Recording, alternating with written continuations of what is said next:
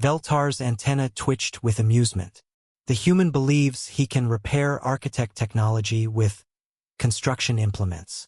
Marcus began cutting away damaged crystal matrices, his movements precise but unconventional. Instead of replacing the components, he rerouted the quantum pathways around the damaged areas, creating bypass channels that utilized the ship's own regenerative systems. It was like performing surgery while the patient healed themselves. The other coalition observers watched in growing disbelief as Marcus welded quantum tunnels with techniques borrowed from Earth's most dangerous professions: deep-sea welding, space construction, emergency repair protocols developed in the hostile environments that had forged humanity's approach to problem-solving. "Impossible," whispered science counselor Nick Solly. "He's treating the quantum matrix like plumbing." With 15 minutes remaining, Marcus activated his final modification. Instead of trying to perfectly recreate the architect's original design, he had built a hybrid system that combined their quantum principles with human engineering philosophy, robust, adaptable, and designed to function even when damaged. The quantum drive hummed to life. Throughout the ship, systems that had been dark for millennia began awakening. Gravity generators spun up, atmospheric processors engaged, and the navigation core came online with a sound like singing crystal. The Vathus Prime was no longer a tomb, it was a living warship once again. In the stunned silence that followed, Marcus removed his helmet and grinned at the assembled alien observers. Sometimes you don't need to understand something perfectly to fix it. You just need to understand what it's trying to do and help it do it better. Veltar's 6 eyes blinked in rapid succession, a sign of deep shock among his species. "How did you know to route the quantum cascade through the ship's biological systems?" Marcus shrugged. "Where I come from, everything's trying to kill you. You learn to work with what you've got and fix things fast, or you don't survive long enough to overthink the problem. The ship wanted to heal itself. I just gave it the tools to do it." The Coalition Council would later debate whether humanity's acceptance had been the wisest decision in galactic history.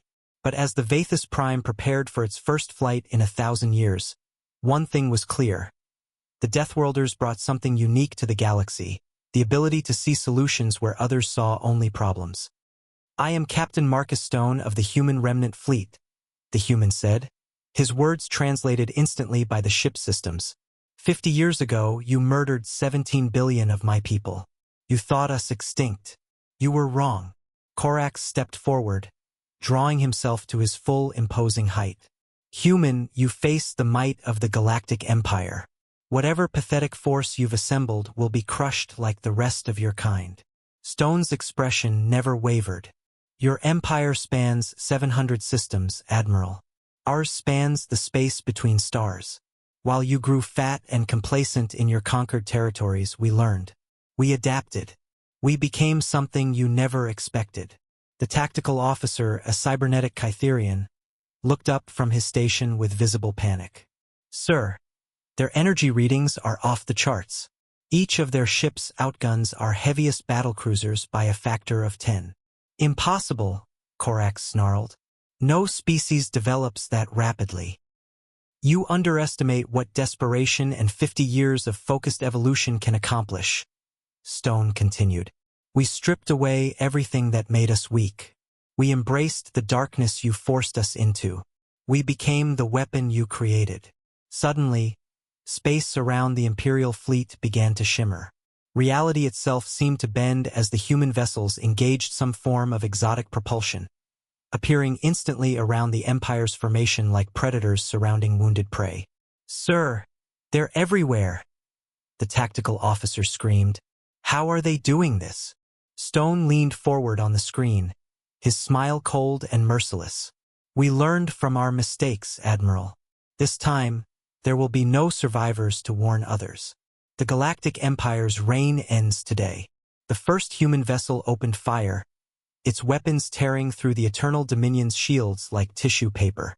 Admiral Korax realized in his final moments that humanity hadn't just survived their genocide. They had evolved beyond recognition, becoming something far more terrifying than the Empire had ever imagined possible. As his ship's hull began to buckle under the relentless assault, Korax understood the ultimate irony. In trying to prevent humanity from becoming a threat, the Empire had created their own perfect destroyer. The galaxy would soon learn what happened when you pushed a species to the very edge of extinction and left them nowhere to go but up.